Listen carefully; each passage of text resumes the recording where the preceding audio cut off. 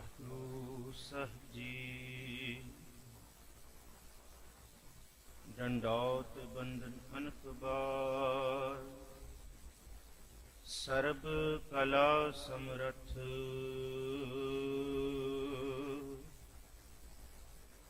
ਡੋਲਨ ਤੇ ਰਾਖੋ ਪ੍ਰਭੂ, ਨਾਨਕ ਦੇ ਕਰ ਹੱਥ।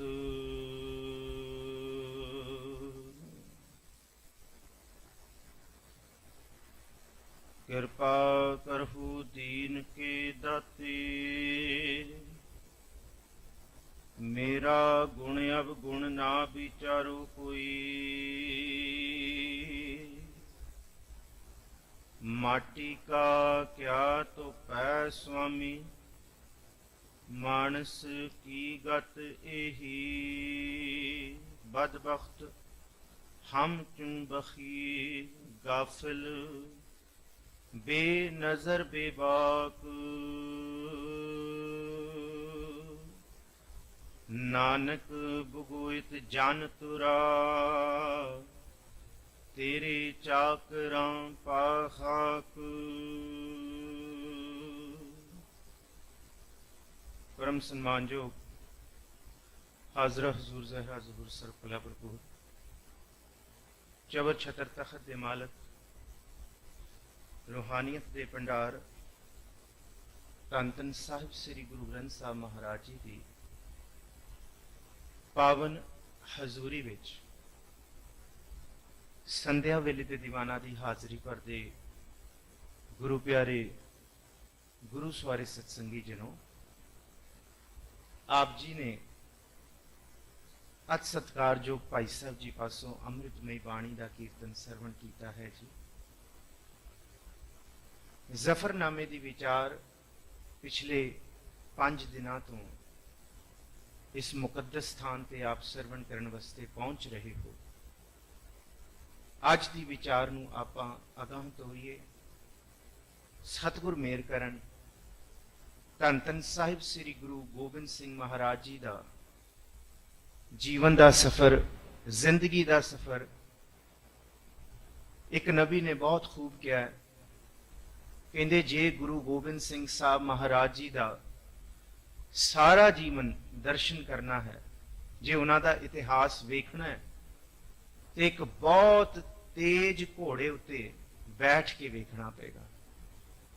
तेज घोड़ सवार होके, क्योंकि गुरु साहब दे हर एक जीवन दे एक एक पल दे विच बहुत गुजियां रमज़ां ने। भावें सारा जीवन 42 साल ते कुछ महीनों का, इन्नी उम्र बस शरीरिक, पर कदी भी गुरु इस धरती ते अपनी शरीरिक उम्र नहीं भोगण आउंदे।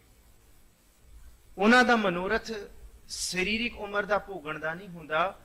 वो थोड़े समय दे विच भी जोत बाबे नानक जी दी, गुरु नानक साहब जी दी है, वो 7 साल की उम्र दे विच गुरु हरकृष्ण साहब महाराज जी दे विच जद जोत जाती है तो वो वाली बख्शिशां कर देंदे है। पहला जफरनामा सिख कौम का, सिखां दे घर का पहला जफरनामा गुरु हरकृष्ण महाराज जी ने लिखिया। पिता गुरु हरराय साहब महाराज जी ने हुक्म किया सी, जिस वेले गुरता गद्दी दिती, कि औरंगजेब नूं मत्थे नहीं लाउणा, कि औरंगजेब नूं अपने दर्शन नहीं देने। भावें कि व्योंत यह रची गई कि मुलाकात शाही घराने दे नाल है, शाही लोकां दे नाल है, बादशाह दे नाल है, ते राजा जय सिंह विचोला बनिया, बड़े सत्कार दे नाल गुरु साहब नूं अपने महल, अपने बंगले च लिआउंदा है। भावें कि सब जानते हो तुसी इतिहास, इस दिल्ली दे धरती दे वसनीक हो तुसी। औरंगजेब बंगला साहब दे बाहर खड़ा रहिंदा है, पर गुरु हरकृष्ण साहब महाराज जी दर्शन नहीं देंदे। ते कलम ते कागज लैके पहला जफरनामा, हालांकि जिहड़ा जफरनामा लफ्ज है ये बहुत पुराना है, तैमूर दे समय तो भी पहला दा, चंगेज खां दे परिवार तो 1400 दे विच 1411 तो बाद पहला जफरनामा लिखिया गया सी। चंगेज खां दी औलाद दे विचों पहला जफरनामा जिहड़ा लफ्ज वरतिया गया ਉਹਨਾਂ ਦੇ ਹੀ ਸ਼ਾਸਕਾਂ ਤੋਂ ਵਰਤਿਆ ਗਿਆ 1411 ਤੋਂ ਬਾਅਦ 25 ਦੇ ਵਿੱਚ ਵੀ ਇਹ ਲਿਖਿਆ ਗਿਆ। ਇਹਦੀ ਡਾਕੂਮੈਂਟੇਸ਼ਨ ਲੰਡਨ ਦੀ ਲਾਇਬ੍ਰੇਰੀ ਦੇ ਵਿੱਚ ਪਈ ਹੈ, ਚੰਗੇਜ਼ ਖਾਨ ਦੇ ਪਰਿਵਾਰ ਖਾਨਦਾਨ ਵਿੱਚੋਂ। ਉਸ ਤੋਂ ਬਾਅਦ ਜਿਹੜਾ ਜ਼ਫਰਨਾਮਾ ਮਿਲਦਾ ਹੈ ਉਹ ਸਿੱਖ ਘਰ ਦੇ ਵਿੱਚ, ਗੁਰਮਤ ਦੇ ਘਰ ਦੇ ਵਿੱਚ, ਗੁਰੂ ਨਾਨਕ ਸਾਹਿਬ ਜੀ ਦੇ ਘਰ ਦੇ ਵਿੱਚ ਮਿਲਦਾ ਹੈ। ਉਹ ਜ਼ਫਰਨਾਮਾ ਜਿਹੜਾ ਗੁਰੂ ਹਰਕ੍ਰਿਸ਼ਨ ਸਾਹਿਬ ਮਹਾਰਾਜ ਜੀ ਨੇ ਔਰੰਗਜ਼ੇਬ ਨੂੰ ਪਹਿਲਾਂ ਲਿਖ ਕੇ ਭੇਜਿਆ, ਉਹ ਸੀ ਗੁਰੂ ਨਾਨਕ ਸਾਹਿਬ ਮਹਾਰਾਜ ਜੀ ਦਾ ਸ਼ਬਦ। ਉਹ ਕਾਗਜ਼ ਦੇ ਉੱਤੇ ਲਿਖਿਆ ਸੀ, ਕਿਆ ਖਾਦਾ ਕਿਆ ਪੈਦਾ ਹੋਏ, ਜਾ ਮਨ ਨਾਹੀ ਸੱਚਾ ਸੋਏ, ਕਿਆ ਮੇਵਾ ਕਿਆ ਘਿਓ ਗੁੜ ਮਿੱਠਾ, ਕਿਆ ਮੈਦਾ ਕਿਆ ਮਾਸ, ਕਿਆ ਲਸ਼ਕਰ ਕਿਆ ਨੇਬ ਖਵਾਸੀ, ਆਵੇ ਮੈਲੀ ਵਾਸ। ਤੇ ਉਹਦੇ ਅੰਤ ਦੀ ਤੁਕ, ਨਾਨਕ ਸੱਚੇ ਨਾਮ ਬਿਨ ਸਭੇ ਢੋਲ ਵਿਨਾਸ਼, औरंगजेब तुरा घर नजर हस्त लश्कर बाजर के महारानी गा हस्ती असदा शुक्र। औरंगजेब तू दौलत परस्त है, गुरु हरकृष्ण साहब महाराज भी गुरु नानक साहब जी दे शब्द दे रूप दे विच कह रहे हैं कि तेरे महल माड़ियां, तेरे लश्कर, तेरे नेब ख्वासी, ये आवे महली वासी सब नाम नाश होने वाले ने। ये क्या मेवा क्या घ्यो गुड़ मीठा, क्या मैदा क्या मांस, ये सारा कुछ सब नाशवान चीजां ने।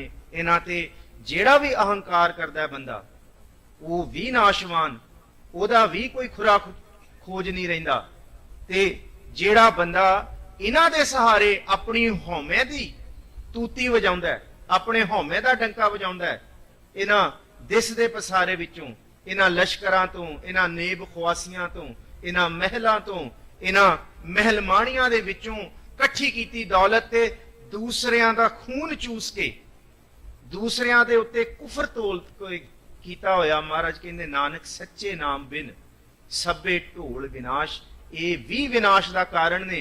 ते जेड़ा इन्हां दी हौमे दे विच जिंदगी बतीत कर रहा है, उन्हां दा भी खुरा खोज नहीं रहेगा, पर नाम जपण वाले दा रहेगा। नाम रहियो साधु रहियो, रहियो गुर गोबिंद। नाम भी रहेगा, नाम जपण वाला भी रहेगा, ते वो सच्चा पिता अकाल पुरख वाहिगुरु गोबिंद रूप भी रहेगा। पर जेड़े बंदे उस हौमे दे शिकार होके, महल माणियां दे दिस दे पसारे दे शिकार होके अपनी जिंदगी बतीत करनगे, ते अज दे शेर दे विच गुरु साहब अगे बैनतां दे विच बयान कर रहे हैं कि उन्हां दा की हाल होएगा Aurangzeb.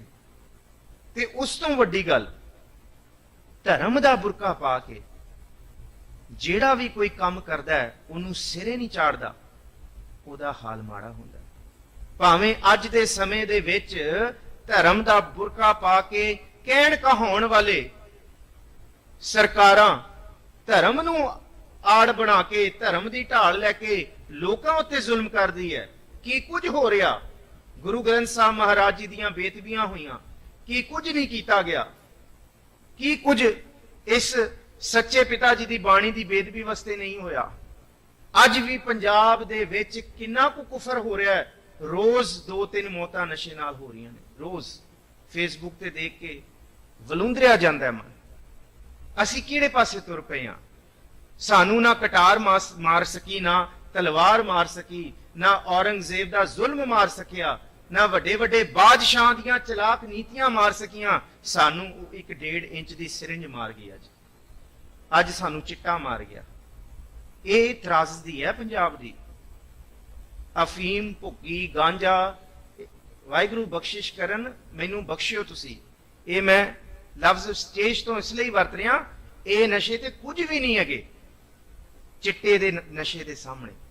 This is a totally synthetic drug, Nira synthetic drug है, कैमिकल्स तो बनाया हुआ।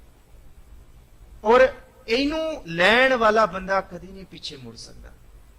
ਅੱਜ ਜਿਹੜੇ ਨਸ਼ੇ ਮੁਕਤੀ ਕੇਂਦਰ, ਪੁਰਾਣੇ ਨਸ਼ੇ ਮੁਕਤੀਆਂ ਕੇਂਦਰ ਦੇ ਵਿੱਚ ਸ਼ਰਾਬ ਦਾ ਇਲਾਜ ਤੇ ਸੀ, ਭੁੱਕੀ ਗਾਂਜਾ ਸਮੈਕ ਹੀਰੋਇਨ ਵਰਗੇ, ਪਰ ਇਹ ਜਿਹੜਾ ਚਿੱਟਾ ਆ ਗਿਆ, ਜਿਹੜੀ ਇਹ ਸਭ ਤੋਂ ਭੈੜੀ ਅਲਾਮਤ ਆ ਗਈ ਪੰਜਾਬ ਦੇ ਵਿੱਚ।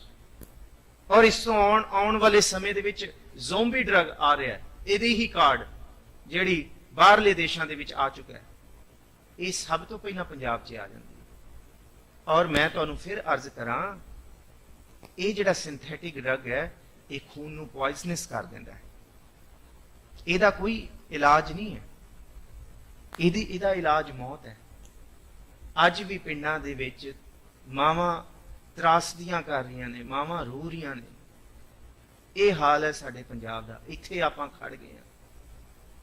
ਔਰ ਸਿਰਫ ਇਹ ਸਰਕਾਰਾਂ ਦਾ ਫਰਜ਼ ਨਹੀਂ ਹੈ, ਆਪਾਂ ਬਤੌਰ ਹਰ ਇੱਕ ਸਿੱਖ ਦਾ ਆਪਣੇ ਤੌਰ ਤੇ ਵੀ ਫਰਜ਼ ਸਮਝੀਏ ਕਿ ਜਿੱਥੇ ਆਪਾਂ ਆਪਣੇ ਕਾਰ ਵਿਹਾਰ ਕਰ ਰਹੇ ਹਾਂ, ਸਾਰੇ ਕਾਰਜ ਕਰਦੇ ਹਾਂ, ਆਪਾਂ ਉਹਨਾਂ ਤੱਕ ਵੀ ਆਪੜੀਏ। ਜੇ ਮਹਾਰਾਜ ਨੇ ਸਾਨੂੰ ਧਨ ਦੀ ਸਮਰੱਥਾ ਬਖਸ਼ੀ ਹੈ, ਸਰੀਰ ਦੀ ਸਮਰੱਥਾ ਬਖਸ਼ੀ ਹੈ, ਗਿਆਨ ਵੱਲੋਂ ਸਮਰੱਥਾ ਬਖਸ਼ੀ ਹੈ, ਤੇ ਆਪਾਂ ਆਪਣੀਏ ਉਹਨਾਂ ਥਾਵਾਂ ਤੇ। ਮੈਂ ਇਸ ਲਈ ਇਹ ਨਹੀਂ ਕਿ ਮੈਂ ਸਿਰਫ ਕਿਸੇ ਦੀ ਤਾਰੀਫ ਜਾਂ ਕੋਈ ਲਫ਼ਜ਼ ਬੰਨਣ ਲਈ ਆਪ ਜੀ ਦੇ ਦਰਬਾਰ ਦੇ ਇਸ ਗੁਰੂ ਘਰ ਦੇ ਸੇਵਕ ਪ੍ਰਧਾਨ ਸਾਹਿਬ ਸਿੱਖਲੀ ਘਰਾਂ ਤੱਕ ਪਹੁੰਚ ਕੀਤੀ। ਉਹਨਾਂ ਨੇ ਪਹੁੰਚੇ ਨੇ, ਜਿੱਥੇ ਜਿੱਥੇ ਉਹਨਾਂ ਨੂੰ ਲੋੜ ਸੀ ਉੱਥੇ ਉੱਥੇ ਪਹੁੰਚੇ ਨੇ। ਸਿਰਫ ਤਾਰੀਫ ਨਹੀਂ, ਸੱਚੀ ਮੁੱਚੀ ਦੇ ਵਿੱਚ ਇਹ ਸੇਵਾਵਾਂ ਸਿਰੇ ਚੜੀਆਂ ਇਸ ਥਾਂ ਤੋਂ। ਕੋਈ ਇਹਨੂੰ ਬੋਲਣ ਦੀ ਲੋੜ ਨਹੀਂ ਹੈ, ਸਤਿਗੁਰ ਵੀ ਜਾਣਦਾ, ਆਪ ਸਿੱਖ ਵੀ ਜਾਣਦੇ ਹੋ। ਇਹ ਵੀ ਸਾਡਾ ਫਰਜ਼ ਹੈ ਹਰ ਇੱਕ ਸਿੱਖ ਦਾ ਕਿ ਆਪਾਂ ਇਸ ਲਹਿਰ ਦੇ ਪ੍ਰਤੀ ਆਪਣੇ ਆਪ ਨੂੰ, ਆਪਣੇ ਪਰਿਵਾਰਾਂ ਨੂੰ, ਆਪਣੇ ਬੱਚਿਆਂ ਨੂੰ, ਤੇ ਖਾਸ ਕਰ ਸਾਡਾ ਮੂੰਹ, ਸਾਡਾ ਧਿਆਨ ਪੰਜਾਬ ਵੱਲ ਹੋਣਾ ਚਾਹੀਦਾ। ਇੱਥੋਂ ਬੀਜ ਪਾਇਆ ਸੀ ਗੁਰੂ ਨਾਨਕ ਸਾਹਿਬ ਮਹਾਰਾਜ ਜੀ ਨੇ। ਸਿਰਫ ਮੈਂ ਇੱਕ ਇਸ਼ਾਰਾ ਕਰਨਾ ਸੀ ਆਪ ਸੰਗਤਾਂ ਨੂੰ। ਸਤਿਗੁਰ ਬਖਸ਼ਿਸ਼ ਕਰਨ, ਇਹ ਤਰਾਸਦੀ ਹੈ ਅੱਜ ਸਾਡੇ ਸਿੱਖਾਂ ਦੀ ਕਿ ਸਾਨੂੰ ਜੋ ਕੁਝ ਨਹੀਂ ਖਤਮ ਕਰ ਸਕਿਆ, ਅੱਜ ਸਾਨੂੰ ਨਸ਼ਿਆਂ ਨੇ ਖਤਮ ਕਰਤਾ, ਸਾਡੀ ਜਵਾਨੀ ਮਾਰਤੀ। ਆਈਲੈਟਸ ਖੋਲਤੇ, ਸੈਂਟਰ ਖੋਲਤੇ, ਜਿਹੜੇ ਇੱਥੇ ਚੰਗੇ ਭਲੇ ਰਹਿ ਗਏ ਉਹਨਾਂ ਨੂੰ ਬਾਹਰ ਭੇਜਤਾ। ਔਰ ਕਿਸ ਤਰ੍ਹਾਂ ਦੀਆਂ ਚਾਲਾਂ ਦੇ ਵਿੱਚ ਆਪਾਂ ਰਗੜੇ ਗਏ, ਸਾਨੂੰ ਆਪ ਨੂੰ ਖਿਆਲ ਨਹੀਂ ਹੈ।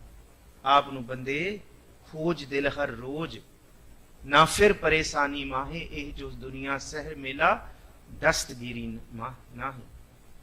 ਇਹ ਸਹਿਰ ਮੇਲਾ, ਇਹ ਜਾਦੂਗਰੀ ਦਾ ਖੇਡ ਹੀ ਹੈ, ਧੋਖੇ ਦਾ, ਭਰਮ ਦਾ। ਅਸੀਂ ਭਰਮੇ ਗਏ। ਸਤਿਗੁਰ ਸੱਚੇ ਪਾਤਸ਼ਾਹ ਜੀ ਦਾ ਸ਼ਬਦ, ਗੁਰੂ ਗ੍ਰੰਥ ਸਾਹਿਬ ਜੀ ਦੀ ਬਾਣੀ ਦਾ ਲੜ ਲੱਗਣ ਵਾਲਾ ਗੁਰਸਿੱਖ ਕਦੀ ਨਹੀਂ ਡੋਲਦਾ, ਕਦੀ ਭੈੜੇ ਪਾਸੇ ਨਹੀਂ ਜਾਂਦਾ।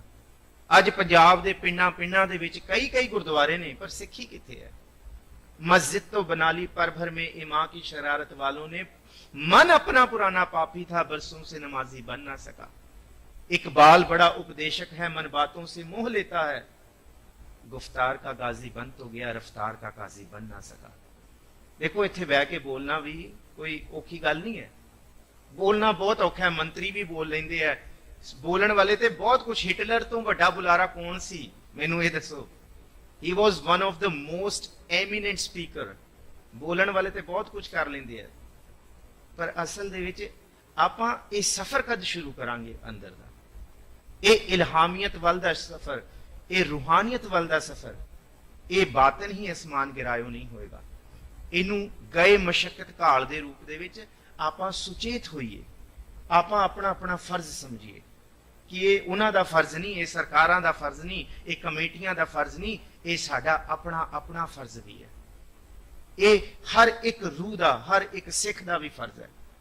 सतगुर बख्शिश करन, आप जिन्ने गुर दरबार दे विच बैठे हो, तौफीक बख्शो। आपां अज दा ये सफर शुरू अगे वधाइए। आप तौफीक बख्शो, मनोबिरतियां एकागर करो।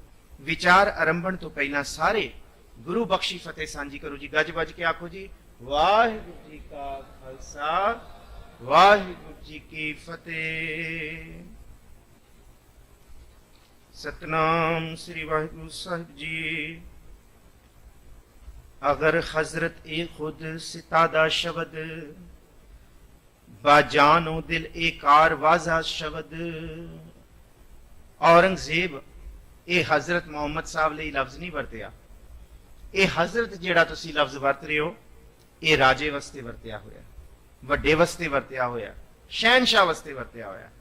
ਉਹ हजरत, ਉਹ औरंगे, ਜੇ ਤੂੰ खुदा सितादा शब्द, जे तू अपने आप ਨੂੰ बहुत ਵੱਡਾ ਮੰਨਦਾ ਹੈ, ਜੇ ਆਪਣੇ ਆਪ ਨੂੰ ਧਰਮੀ ਮੰਨਦਾ ਹੈ, ਇਮਾਮ ਪ੍ਰਸਤ ਬਣਦਾ ਹੈ, ਤੇ ਤੂੰ ਬਾ ਜਾਨ ਉਹ ਦਿਲ ਏਕਾਰ ਵਾਜਾ ਸ਼ਬਦ ਮੇਰੇ ਕੋਲ ਤਸ਼ਰੀਫ ਲੈ ਕੇ ਆ। ਕਾਂਗੜਾ ਦੇ ਵਿੱਚ ਦੀਨਾ ਕਾਂਗੜ 'ਚ ਪਹੁੰਚ, ਜਿਹੜਾ ਤੂੰ ਕੌਲ ਕਰਾਰ ਕੀਤਾ ਸੀ, ਤੇ ਜਾਨ ਉਹ ਦਿਲ ਤੇ ਜਾਨ ਤੋਂ ਖੋਲ ਕੇ ਆਪਣੇ ਦਿਲ ਦੀਆਂ ਗੱਲਾਂ ਰੱਖ। ਤੇਰੇ ਕੰਨਾਂ ਦੇ ਵਿੱਚ, ਭਾਵੇਂ ਤੂੰ ਇਸ ਹਿੰਦੁਸਤਾਨ ਦੇ ਧਰਤੀ ਦੇ ਤਖਤ ਦਾ ਬਾਦਸ਼ਾਹ ਹੈ, ਪਰ ਗੁਰੂ ਸਾਹਿਬ ਕਹਿੰਦੇ ਮੈਂ ਐਲਾਨੀਆ ਤੌਰ ਤੇ ਕਹਿੰਦਾ ਤੂੰ ਕੰਨਾਂ ਦਾ ਕੱਚਾ ਹੈ। ਨਾ ਸਿਰਫ ਤੂੰ ਧਰਮ ਦਾ ਕੱਚਾ ਹੈ, ਨਾ ਸਿਰਫ ਤੂੰ ਈਮਾਨ ਦਾ ਕੱਚਾ ਹੈ, ਤੂੰ ਕੰਨਾਂ ਦਾ ਵੀ ਕੱਚਾ ਹੈ। ਕਾਜ਼ੀ ਕਾਦੀ ਮੁਲਾਣਿਆਂ ਦੀਆਂ ਗੱਲਾਂ ਦੇ ਵਿੱਚ ਆ ਕੇ ਤੈਨੂੰ ਸੱਚ ਦਾ ਨਹੀਂ ਪਤਾ ਕੀ ਕੁਝ ਵਾਪਰ ਰਿਹਾ ਪਿੱਛੇ। ਤੂੰ ਆ ਤੇ ਦਿਲ ਖੋਲ ਕੇ, ਜਾਨ ਖੋਲ ਕੇ ਗੱਲ ਕਰ, ਤੇ ਡਰ ਨਾ, ਖੁੱਲ ਕੇ ਤੂੰ ਆ ਕੇ ਗੱਲ ਕਰ ਮੇਰੇ ਨਾਲ।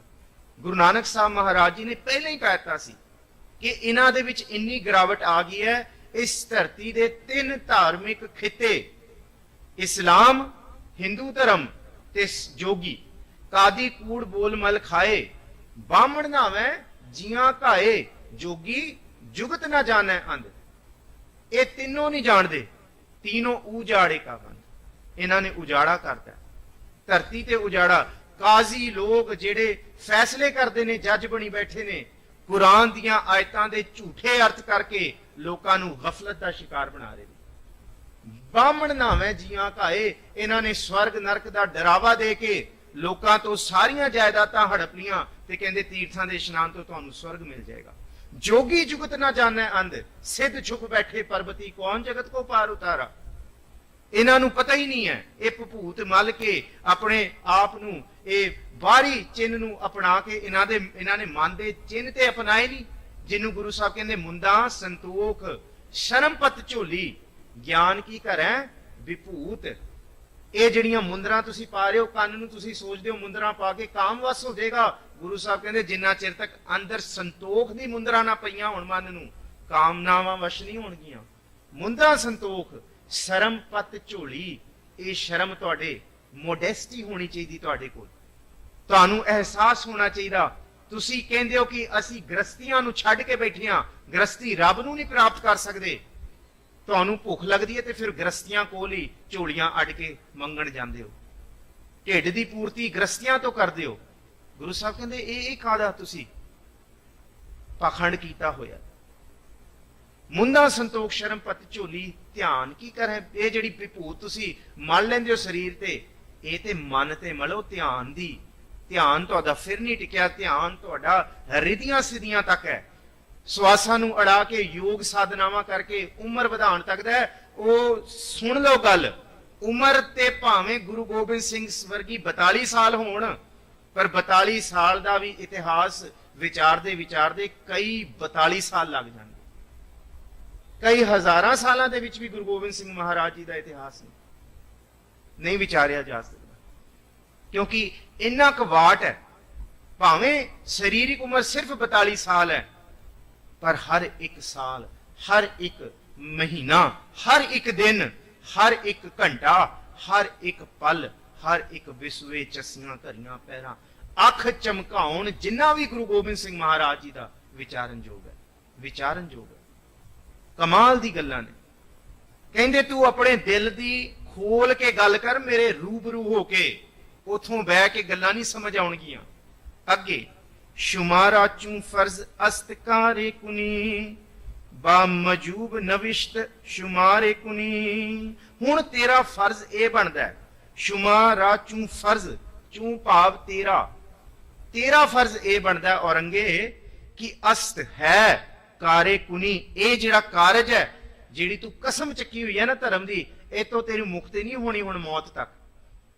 तू सोचेगा कि तेरी हुण बंद खलासी हो जाएगी, तैनूं हुण स्वर्गां दीयां हूरां मिल जाणगियां, हुलारे मिल जाणगे, कोई ना कोई काजी तेरा बहीट, तेरा वकील बन जाएगा, तैनूं छुड़ा देगा खुदा दे दर तों। गुरु साहब कहंदे ना ना ना, आ हुण शंका मन तो कढ दे। जेड़ा तू कुफर तोल चुका है, जेड़ा तू पाप कर चुका है इस धरती दे उत्ते, कहंदे शुमारा चू फर्ज, हुण तेरा फर्ज यह है कि जेड़ी तू कौल करार कीते, जेड़े तू बचन बोले ने, बा मूजब नविश्त शुमारे कुनी, लिखे अनुसार ते बोले अनुसार हुण अपने फर्ज नूं निभा, छेती तो छेती निभा, हुण देरी ना कर। नविश्त है रसीद ओ बा गुफ्ता जुबां, बिबायद के ईकार बार राहत रसां। हुण तेरा सुनेहा मैनू दो तरीके नाल मिलिया। जब सैयद वली हसन आया मेरे कोल, कहंदे ओ एक कुरान दी कसम लैके आया, लिखी हुई जिल्द, ते दूसरा ओ बोल लैके आया। उन्हें मैनू बोल बोल के भी सुनाया कि जो तू ओनू आखिया, ਜੋ ਤੂੰ ਉਹਨਾਂ ਨੂੰ ਹੁਕਮ ਦਿੱਤੇ, ਆਪਣੇ ਕਾਜ਼ਦਾਂ ਨੂੰ, ਆਪਣੇ ਕਾਦੀਆਂ ਨੂੰ, ਸੈਯਦ ਵਲੀ ਹਸਨ ਵਰਗਿਆਂ ਨੂੰ। ਕਹਿੰਦੇ ਉਹਨਾਂ ਨੇ ਮੈਨੂੰ ਬੋਲ ਕੇ ਵੀ ਦੱਸਿਆ ਤੇ ਉਹਨਾਂ ਨੇ ਮੈਨੂੰ ਲਿਖਤੀ ਵੀ ਦਿਖਾਇਆ। ਨਵਿਸ਼ਤ ਹੈ ਰਸੀਦ ਉਹ ਬਾ ਗੁਫਤਾ, ਨਵਿਸ਼ਤ ਹੈ ਕਹਿੰਦੇ ਰਸੀਦ ਲਿਖਤੀ ਤੌਰ ਤੇ, ਕਹਿੰਦੇ ਲਿਖਤੀ ਤੌਰ ਤੇ ਵੀ ਮੈਨੂੰ ਦਿਖਾਇਆ, ਤੇ ਗੁਫਤਾ ਕਹਿੰਦੇ ਬੋਲ ਕੇ ਵੀ, ਗੁਫਤਾ ਜ਼ੁਬਾਨ ਤੋਂ ਬੋਲ ਕੇ ਵੀ ਦੱਸਿਆ, ਤੇਰੀਆਂ ਕਸਮਾਂ ਨੂੰ, ਤੇਰੇ ਕੌਲ ਕਰਾਰਾਂ ਨੂੰ, ਤੇਰੇ ਕੁਫਰਾਂ ਨੂੰ। ਕਹਿੰਦੇ ਬਿਬਾਇਦ ਕੇ ਈਕਾਰ ਬਾ ਰਾਹਤ ਰਸਾਂ, ਕਹਿੰਦੇ ਹੁਣ ਜੋ ਬੋਲ ਕੇ ਔਰ ਸੁਣਾ ਕੇ ਮੈਨੂੰ ਕਿਹਾ ਗਿਆ, ਮੇਰੇ ਕੰਨਾਂ ਵਿੱਚ ਪਿਆ, ਮੈਂ ਵੇਖਿਆ। ਕਹਿੰਦੇ ਹੁਣ ਉਹਨਾਂ ਕੌਲ ਕਰਾਰਾਂ ਨੂੰ ਪੁਗਾ ਕੇ ਦਿਖਾ। ਹਮੂ ਮਰਦ ਬਾਇਦ ਸਬਦ ਸੁਖ ਨਵਰ, ਨਾ ਸ਼ਿਕਮੇ ਦਿਗਰ ਦਰ ਦਹਾਨੇ ਦਿਗਰ। ਕਹਿੰਦੇ ਔਰੰਗਿਆ ਮੈਂ ਤੈਨੂੰ ਮਰਦ ਮੰਨਦਾ ਹੀ ਨਹੀਂ ਆ, ਤੂੰ ਮਰਦ ਹੈ ਹੀ ਨਹੀਂ, ਤੂੰ ਹੈ ਹੀ ਨਹੀਂ, ਮਰਦਾਂ ਵਾਲੇ ਕੰਮ ਤੂੰ ਕੀਤੇ ਹੀ ਨਹੀਂ। ਸ਼ਹਿਨशाह ਹੋਣਾ, ਬਾਦਸ਼ਾਹ ਹੋਣਾ, ਹਿੰਦ ਦਾ ਵੱਡਾ ਕਹਾਉਣਾ ਉਹ ਤੇ ਬਾਅਦ ਦੀਆਂ ਗੱਲਾਂ ਨੇ, ਪਹਿਲਾਂ ਤੇ ਤੂੰ ਮਰਦ ਹੈ ਹੀ ਨਹੀਂ। ਗੁਰੂ ਗੋਬਿੰਦ ਸਿੰਘ ਸਾਹਿਬ ਕਹਿੰਦੇ ਮਰਦ ਕੌਣ ਹੈ, ਮੈਂ ਦੱਸਦਾ। ਹਮੂ ਮਰਦ ਬਾਇਦ, ਮੈਂ ਦੱਸਦਾ ਕੌਣ ਹੈ ਮਰਦ।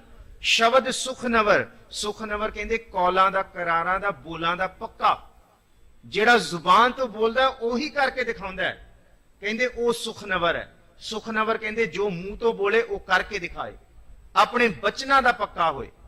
ਕਹਿੰਦੇ ਤੂੰ ਮਰਦ ਨਹੀਂ ਹੈ। ਮਰਦ ਕੌਣ ਹੈ? ਮਰਦ ਉਹ ਹੈ ਜਿਨ ਮਨ ਹੋਰ ਮੁਖੋਰ ਸੇ ਕਾਂਡੇ ਕਚਿਆ, ਉਹ ਮਰਦ ਨਹੀਂ ਹੈ। ਮਰਦ ਉਹ ਹੈ ਨਾ ਸ਼ਿਕਮੇ ਦਿਗਰ ਦਰ ਦਹਾਨੇ ਦਿਗਰ।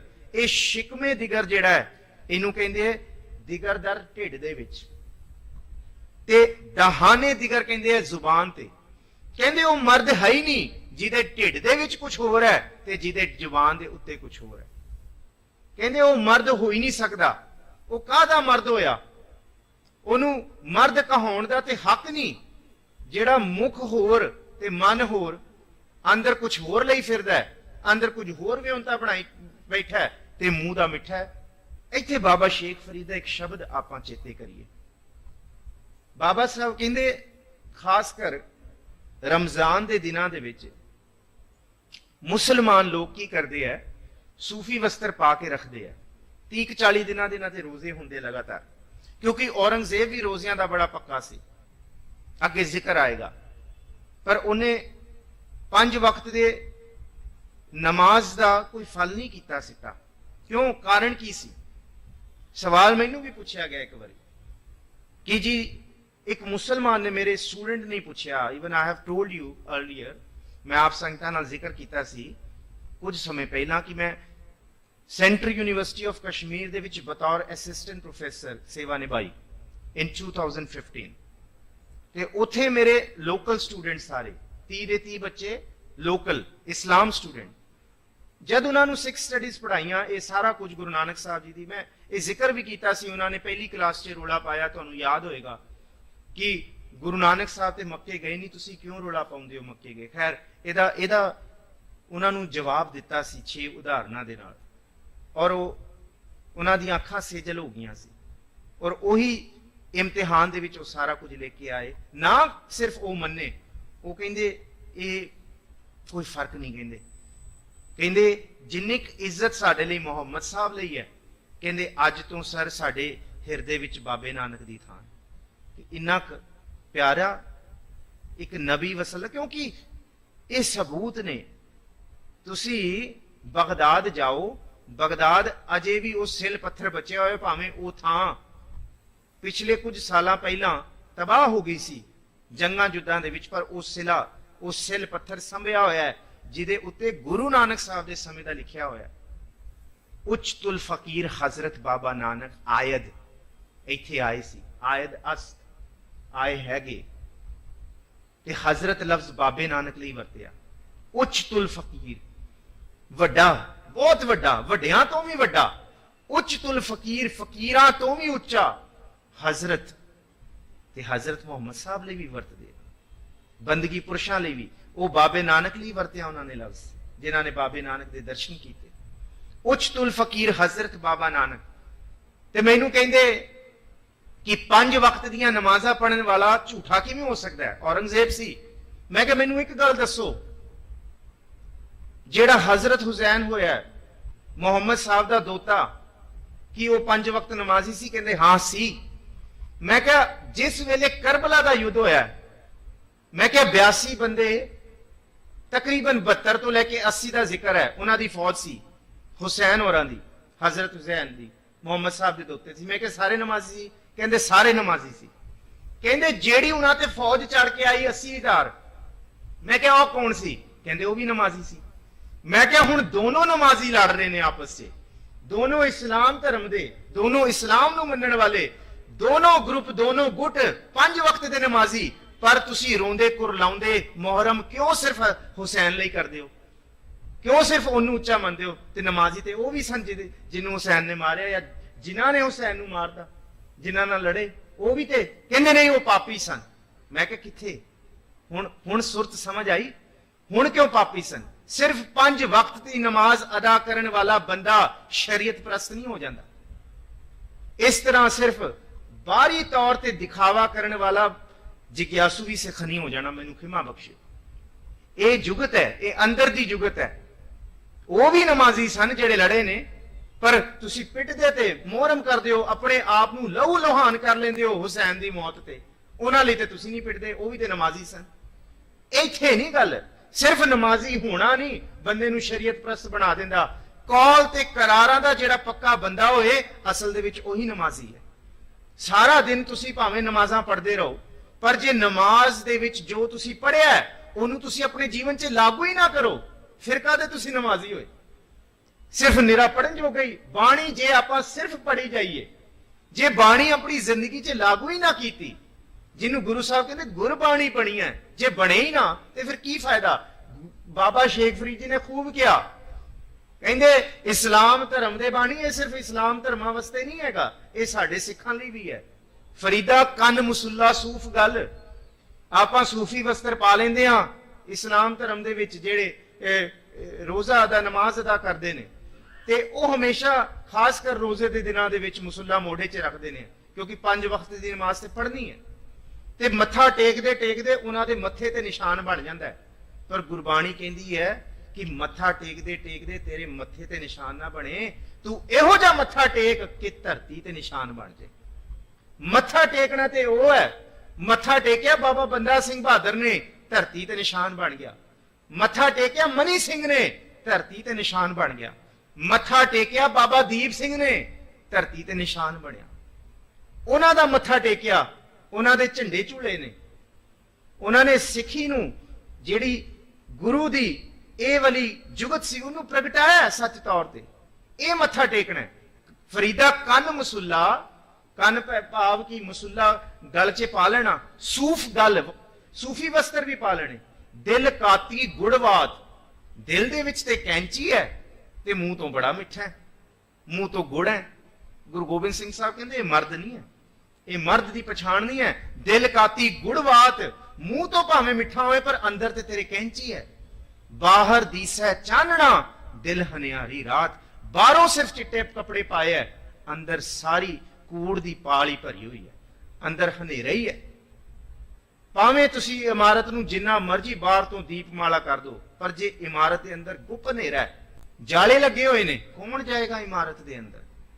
ਬਾਹਰੀ ਤੌਰ ਤੇ ਇਮਾਰਤ ਪ੍ਰਵਾਨ ਨਹੀਂ, ਜੇ ਅੰਦਰ ਉਹਦੇ ਅੰਦਰ ਗੁੱਪ ਹਨੇਰਾ ਹੈ। ਇਹ ਸਰੀਰ ਜਿੰਨਾ ਮਰਜ਼ੀ ਸਵਾਰ ਲਈਏ, ਪਰ ਜਿਹੜਾ ਸਰੀਰ ਮਹਾਰਾਜ ਨੇ ਦਿੱਤਾ ਹੈ ਉਹਦੇ ਗੁਣ ਗਾਈਏ।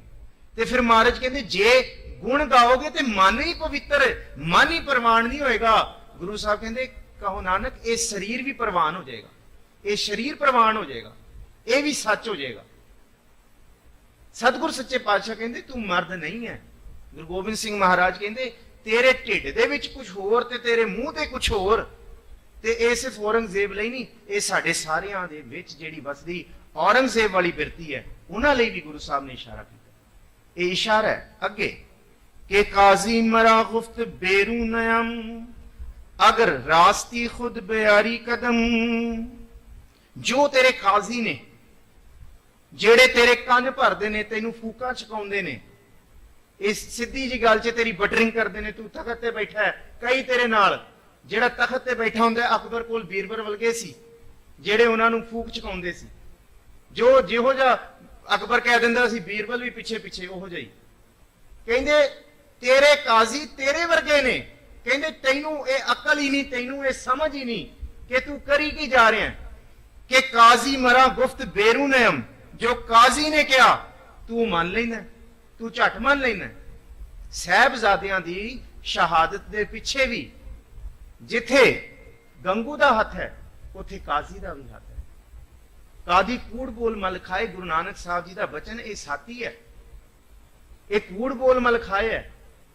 ਹੁਣ ਗੁਰੂ ਸਾਹਿਬ ਨੇ ਇਹ ਗੱਲ ਕੀਤੀ, ਕਹਿੰਦੇ ਜਿਹੜੇ ਤੇਰੇ ਕਾਜ਼ੀ ਨੇ ਬੋਲਦੇ ਨੇ, ਕੰਨ ਭਰਦੇ ਨੇ, ਤੇਰੇ ਕੰਨਾਂ ਦੇ ਵਿੱਚ ਮੈਲ ਭਰਤੀ ਹੈ, ਕੁਫਰ ਤੋਲਦਾ ਹੈ, ਕਦੀ ਤੂੰ ਦਿਲ ਦੇ ਵਿੱਚ ਉਹਨੂੰ ਪਰਖਿਆ ਹੀ ਨਹੀਂ ਕੀ ਸੱਚ ਹੈ ਕੀ ਗਲਤ ਹੈ। ਅਗਰ ਰਾਸਤੀ ਖੁਦ, ਜੇ ਤੂੰ ਸੱਚ ਜਾਣਨਾ ਚਾਹੁੰਦਾ ਹੈ, ਰਾਸਤੀ ਤੋਂ ਭਾਵ ਸੱਚਾ ਹੈ, ਅਗਰ ਰਾਸਤੀ ਖੁਦ ਬਿਆਰੀ ਕਦਮ ਕਦਮ ਪੁੱਟ, ਤੇ ਸੱਚ ਦਾ ਜੇ ਤੂੰ ਖੋਜੀ ਹੈ ਤੇ ਉੱਠ ਕੇ ਮੇਰੇ ਕੋਲ ਆ। ਉਹਨਾਂ ਦੀ ਗੱਲਾਂ ਹੁਣ ਬਹੁਤ ਸੁਣ ਲੀਆਂ, ਬਹੁਤ ਕੁਫਰ ਤੋਲਤਾ। ਗੁਰੂ ਸਵਾਰਿਓ, ਸਾਡਾ ਇਸਲਾਮ ਧਰਮ ਨਾਲ ਜਾਂ ਮੁਸਲਮਾਨਾਂ ਨਾਲ ਕੋਈ ਨਿੱਜੀ ਦੁਸ਼ਮਣੀ ਨਹੀਂ ਹੈ। ਹਮੇਸ਼ਾ ਵਿਚਕਾਰ ਵਿਚੋਲੇ ਵਿਗਾੜਨ ਵਾਲੇ ਚੰਦੂ ਤੇ ਗੰਗੂ ਵਰਗੇ ਰਹੇ। ਇਹ ਕੁਫਰ ਤੋਲਿਆ ਗਿਆ ਜਾਣ ਜਾਣ ਕੇ, ਇਹ ਬਰਦਾਸ਼ਤ ਨਹੀਂ ਕੀਤਾ ਗਿਆ। ਤਾਈਓ ਗੁਰੂ ਨਾਨਕ ਸਾਹਿਬ ਮਹਾਰਾਜ ਜੀ ਨੇ ਇਹ ਸੁਚੇਤ ਕਰਤਾ ਸੀ ਉਸ ਵੇਲੇ ਸਿੱਖਾਂ ਨੂੰ ਕਿ ਇਹ ਮਾਰਿਆ ਸਿੱਕਾ ਜਗਤ ਵਿੱਚ, ਨਾਨਕ ਨਿਰਮਲ ਪੰਥ ਚਲਾਇਆ, ਇਹ ਨਿਰਮਲ ਪੰਥ ਹੈ। ਹੁਣ ਉਹ ਵੱਖਰਾ ਕੰਮ ਹੈ। ਹੁਣ ਇਹਨੂੰ ਸਮਝਿਓ ਤੁਸੀਂ, ਇੱਥੇ ਕਟਾਕਸ਼ ਨਹੀਂ ਹੈ ਕਿਸੇ ਧਰਮ ਦਾ, ਨਾ ਇਸਲਾਮ ਤੇ ਕਟਾਕਸ਼ ਹੈ, ਨਾ ਕਿਸੇ ਹੋਰ ਧਰਮ ਤੇ ਕਟਾਕਸ਼ ਹੈ।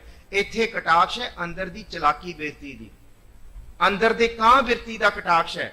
ਚਾਰ ਪੈਸਿਆਂ ਦੇ ਖਾਤਰ, ਚਾਰ ਲੋਕਾਂ ਤੋਂ ਤਾਰੀਫ ਲੈਣ ਦੇ ਖਾਤਰ ਜਿਹੜੇ ਆਪਣੇ ਦੀਨ ਤੇ ਈਮਾਨ ਤੋਂ ਡੋਲ ਜਾਂਦੇ ਆ, ਭਾਵੇਂ ਉਹ ਔਰੰਗਜ਼ੇਬ ਹੈ ਤੇ ਭਾਵੇਂ ਕੋਈ ਵੀ ਹੈ, ਗੁਰੂ ਸਾਹਿਬ ਦੀ ਬਾਣੀ ਉਹਨਾਂ ਨੂੰ ਹਲੂਣਾ ਦਿੰਦੀ ਹੈ।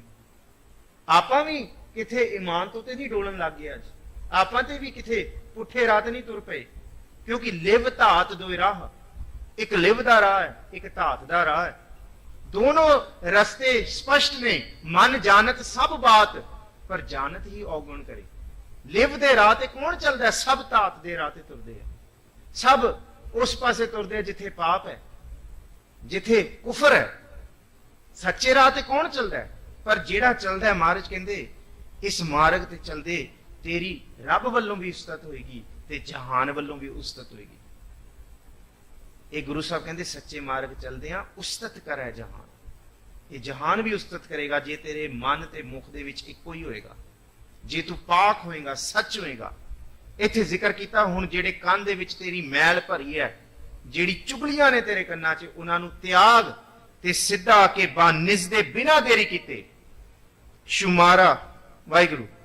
ਹਾਂਜੀ ਨਾ, ਅਗਰ ਰਾਸਤੀ ਖੁਦ ਬਿਆਰੀ ਕਦਮ, ਜਿਹੜਾ ਸੱਚ ਹੈ ਤੇ ਫਿਰ ਮੈਨੂੰ ਆ ਕੇ ਮਿਲ, ਫਿਰ ਦੇਰੀ ਨਾ ਕਰ। ਅਗਲਾ ਸ਼ੇਰ, ਤੁਰਾਗਰ ਬੇਬਿਆਦ ਆ ਕੌਲੇ ਕੁਰਾਨ, ਬਾਨਿਜ਼ਦੇ ਸ਼ੁਮਾਰਾ ਰਸਾਨਮ ਹਮਾ। ਜੇ ਤੈਨੂੰ ਤੇਰਾ ਕਸਮਨਾਮਾ ਚਾਹੀਦਾ, ਜੇ ਤੂੰ ਹਜੇ ਵੀ ਮੁਕਰ ਜਾਏ ਕਿ ਮੈਂ ਕਸਮ ਨਹੀਂ ਖਾਦੀ ਸੀ, ਮੈਂ ਲਿਖ ਕੇ ਨਹੀਂ ਭੇਜਿਆ ਸੀ, ਤੁਰਾਗਰ ਤੇਰੀ ਜਿਹੜੀ ਕਸਮ ਹੈ, ਬੀ ਬੈਦ ਆ ਕੌਲੇ ਕੁਰਾਨ, ਕੁਰਾਨ ਦੇ ਉੱਤੇ ਲਿਖੀ ਹੋਈ, ਜਿਲਦ ਦੇ ਉੱਤੇ ਲਿਖੀ ਹੋਈ, ਜੇ ਤੂੰ ਚਾਹੁੰਦਾ ਬਾਨਿਸ ਦੇ ਸ਼ੁਮਾਰਾ ਰਸਾਨਮ ਹਮਾ, ਮੇਰੇ ਕੋਲ ਉਹ ਸਾਂਭੀ ਪਈ ਹੈ ਤੇ ਮੈਂ ਹੁਣੇ ਤੇਰੇ ਕੋਲ ਭਿਜਵਾ ਸਕਦਾ। ਆ ਗੁਰੂ ਸਾਹਿਬ ਨੇ ਕੁਰਾਨ ਦੀ ਜਿਲਦ ਨੂੰ ਆਪਣੇ ਕਮਰ ਕੱਸੇ ਦੇ ਵਿੱਚ ਲਿਖਿਆ ਕਿ ਜੇ ਤੂੰ ਉਹ ਕਸਮ ਖਾਦੀ ਹੈ, ਜਿਹੜੇ ਤੂੰ ਕੌਲ ਕਰਾਰ ਭੇਜੇ ਸਨ, ਉਹ ਮੇਰੇ ਕੋਲ ਹਜੇ ਵੀ ਪਏ ਨੇ। ਜੇ ਤੂੰ ਚਾਹੁੰਦਾ ਬਾਨਿਸ ਦੇ, ਮੈਂ ਸ਼ੁਮਾਰਾ ਉਹ ਤੈਨੂੰ ਹਜੇ ਵੀ ਦਿਖਾ ਸਕਦਾ, ਉਹ ਮੇਰੇ ਕੋਲ ਪਏ ਹੈ। ਰਹਿਨੁਮਾ ਹਮਾ, ਮੇਰੇ ਕੋਲ ਉਹ ਸਾਂਭਿਆ ਪਿਆ ਕਿ ਤਸ਼ਰੀਫ ਦਰ ਕਾਸਬਾ ਕਾਂਗੜ ਕੁਨਦ, ਵਜਾ ਪਸ਼ ਮੁਲਾਕਾਤ ਬਾਹਮ ਸ਼ਬਦ। ਕਹਿੰਦੇ ਹੁਣ ਜੋ ਤੂੰ ਉਸ ਕੁਰਾਨ ਦੇ ਜਿਲਦ ਦੇ ਉੱਤੇ ਲਿਖਿਆ ਸੀ ਕਿ ਮੈਨੂੰ ਕਾਂਗੜਾ ਦੇ ਵਿੱਚ ਆ ਕੇ ਮਿਲੋ, ਤੇ ਹੁਣ ਤੂੰ ਕਾਂਗੜਾ ਦੇ ਵਿੱਚ ਆਪਣੀ ਤਸ਼ਰੀਫ ਲੈ ਕੇ ਆ। ਬਾ ਕੇ ਤਸ਼ਰੀਫ ਦਰ, ਆਪਣੀ ਤਸ਼ਰੀਫ ਹੁਣ ਤੁਰ ਕੇ ਆ। ਕਸਬਾ ਕਾਂਗੜ ਕੁਨਦ, ਕਾਂਗੜਾ ਦੇ ਵਿੱਚ ਜਿੱਥੇ ਗੁਰੂ ਗੋਬਿੰਦ ਸਿੰਘ ਬੈਠ ਕੇ ਜ਼ਫਰਨਾਮਾ ਲਿਖਦੇ ਨੇ, ਕਹਿੰਦੇ ਮੈਂ ਉੱਥੇ ਹੀ ਆ। ਕਹਿੰਦੇ ਹੁਣ ਤੂੰ ਆਪਣੀ ਤਸ਼ਰੀਫ ਲੈ ਕੇ ਆ। ਕਹਿੰਦੇ ਹੁਣ ਤੂੰ ਡਰੀ ਨਾ, ਹੁਣ ਤੂੰ ਖੌਫ ਨਾ ਕਰੀ ਕਿ ਤੈਨੂੰ ਗੁਰੂ ਗੋਬਿੰਦ ਸਿੰਘ ਮਾਰ ਦੇਗਾ, या तेरा कतल हो जाएगा, या तेरे मन दे विच कुछ खौफ है, भावें जो लैके आना तू लैके आई हजारां फौजां, पर जेड़ा तू कुरान दे उत्ते तैनूं कुरान दी जिल्द भी दिखा देना है, तू बिना देरी कीते अपनी तशरीफ दर कस्बा कांगड़ा कुनद कुनद लैके आ, बजा पस मुलाकात बाहम शब्द, जेड़े आपां हुण गल करनी है आपां दोना बैठ के कांगड़ दे विच बचन बिलास करांगे, आ ते मेरे नाल गलबात कर, हुण देरी ना कर। अगे ना जरा दरी राहे खतरा तुरास्त, हमा कौम ए बैरान हुक्म ए मरास्त, क्योंकि मालवे दी धरती दे सिख कदी भी औरंगजेब दे हुक्म दे विच नहीं आए, वो कदी भी औरंगजेब दी उन्होंने गुलामी नहीं कबूल की। गुरु साहब कहते तू जरा भी अपने दिल दे विच भी रंचक मात्र भौ ना रखी, कि तू डर रखी कि मैं मालवे दी धरती वाल आ रहा, कांगड़े वाल आ रहा तुहाडे दर्शन करन लई, कि मेरे ते कोई हमला कर देगा, क्योंकि मालवे दे सिख उन्हां तो वो डरदे नहीं हैगे, वो गुरु साहब दी शरण दे विच पए होए ने। जिस वेले उन्हां नूं पता लग्या कि साहबजादियां दी शहादतां हो गईयां ने, सब कुछ खेरू खेरू हो गया, उन्होंने फिर फौजां तैयार करनियां सी। गुरु साहब कहंदे ना जरा दरी अपने मन दे विच हुण खौफ ना रख, राहे खतरा कि तैनूं लगे कि तू तुरदा आ रहा है ते रस्ते दे विच तैनूं कोई मार देगा, राहे खतरा तुरस्त, हमा कौम बैराड़, कहंदे मेरे बराड़ सिख हैगे उत्थे, मेरी मालवे दे सिख हैगे, हुक्म ए मरास, ओ मेरे हुक्म दे अंदर वाजिब ने, मेरा हुक्म मनणगे, तेनू कोई भी तेरा वाल नहीं विंगा कर सकता, तू बेखौफ होके मेरे को आ। देखो किन्ने हिम्मत नाल गुरु साहब नूं कह रहे, कहंदे जे आना है ते मेरे को आ, तू बेखौफ होके आ। इस तो अगले कुछ शेर हथ लिखत दे विच नहीं, उस स्क्रीन तो तुसी दर्शन करो, 4 शेरां दे। बयाता बमन खुद जुबानी कुनेम, बरूए शुमा मेहरबानी कुनेम, कहंदे जे तू हुण आना चाहुंदा है, कहंदे फिर देरी ना ला, आ तां सही, बयाता बमन, आ तां सही हुण, खुद जुबानी कुनेम, ते जुबान नाल गल कर, हुण विच काज़दा, विच वकील, विच बसीठ, विच तेरे काजी मुल्ले मसाणे, तेरे पहाड़ी राजे, विच जिन्ने भी ने, कहंदे सारियां नूं खत्म कर, ते सीधा सीधा अपने आप नूं इन्ना क जज्बेदार दिखा कि तेरे विच जज्बा है गुरु गोबिंद सिंह महाराज नाल रूबरू गल करन दा। तू दिखा हुण तू बादशाह है कौम दा, इस धरती दा। बरूए शुमा मेहरबानी कुनेम, की हो गया भावें तू 4 साहबजादियां दा कतल करता, को के मारता है, 40 भुखे भाणे सिखां उत्ते 10 लाख दियां फौजां चढ़ातियां, की हो गया? कहंदे पर याद रखी ये गुरु नानक दा घर है, जे तू इत्थे आएगा ते तेरे कीते हुए अवगुण भी माफ कर दांगा मैं, तेरे कीते हुए पाप भी माफ कर दांगे। ये देखो कमाल, बरूए शुमा मेहरबानी कुनेम, कहंदे तू आएगा, कहंदे तेरे मुंह ते भी मेहरबानी कर दांगे। ये ते पिछले जिन्ने भी अवगुण ने, ये गुरु नानक दा घर है, ताइयों मन दे विच शंका ना लैके आयो, इत्थे ਉਹ वाला सच है। ते फिर गुरु साहब आप नानक दी जोत ने, ਇਹਦੇ ਵਿੱਚ कोई हो नहीं। जिस तरह जैसा बारक भाए सुभाए लग अपराध कमावे, कर उपदेश झिड़के बहु भांति, बहुर पिता गल लावे, पिछले अवगुण बख्श ले प्रभ आगे। हुण साडे मन च शंका होएगी कि इन्ना कुछ करता गुरु साहब मेहरबानी कर दे, क्योंकि ये नानक दा घर है। इत्थे जो भी आउंदा है गुरु साहब लई, इत्थे सारियां लई इक्को जा सुभाਅ है, सारियां लई इक्को जा। खास करके कि किसी नूं घर दे विच बुलाया ते उहनूं धोखे नाल नहीं। गुरु साहब ने स्पष्ट किया कि तेरे नाल धोखा नहीं होएगा जो तू धोखा कीता। जे तू आएगा मन च डर ना रखी, मन च खौफ ना रखी, किसी तरह का जंजाल ना रखी। ये नानक दा घर है, ये नानक प्रस्तियां दा घर है, तेरे उत्ते भी मेहरबानी कर दांगे, तेरे मुंह ते भी मेहरबानी कर दांगे जे तू आएगा। अगे यके अस्प शाहिते यक हजार, बेआता बगीरी बा मन ही दयान। कहंदे जे तू आ रहा है ते फिर हुण सुन लई, खाली हथ ना आई, 1000 घोड़े लैके आई। हिम्मत देखो, ताकत देखो गुरु गोबिंद सिंह साहब जी दी। जे तू आ रहा है गुरु सवारियो, ताइयों ये मैं बेनती करा, भावें गुरु साहब ने लख दिता है, भावें 2 वक्त की रोटी मिलती है, पर गुरु दर ते तुसीं आउंदे हो ना, ਭਾਵੇਂ ਇੱਕ ਸਿੱਕਾ ਮੱਥਾ ਟੇਕ ਦਿਆ ਕਰੋ, ਪਰ ਬਿਨਾਂ ਮੱਥਾ ਟੇਕੇ ਨਾ ਜਾਇਆ ਕਰੋ। ਇਹ ਗੁਰੂ ਸਾਹਿਬ ਦੇ ਦਰ ਤੇ ਆਉਣ ਦੀ ਇੱਕ ਮਰਿਆਦਾ ਹੈ। ਇਹ ਨਹੀਂ ਕਿ ਬਹੁਤ ਜਿੰਨਾ ਕੁ ਗੁਰੂ ਸਾਹਿਬ ਨੇ ਬਖਸ਼ਿਆ, ਇਹ ਇੱਕ ਅਸੂਲ ਹੈ। ਇੱਥੇ ਗੁਰੂ ਸਾਹਿਬ ਅਸੂਲ ਵੀ ਸਿਖਾ ਰਹੇ ਹੈ। ਜੇ ਤੂੰ ਨਾਨਕ ਦੀ ਜੋਤ ਨੂੰ ਮਿਲਣ ਆ ਰਿਹਾ, ਫਿਰ ਖਾਲੀ ਹੱਥ ਨਹੀਂ ਆਉਣਾ। ਇੱਥੇ ਗੁਰੂ ਸਾਹਿਬ ਕਹਿੰਦੇ ਯਕੇ ਅਸਪ ਸ਼ਾਇਸਤੇ।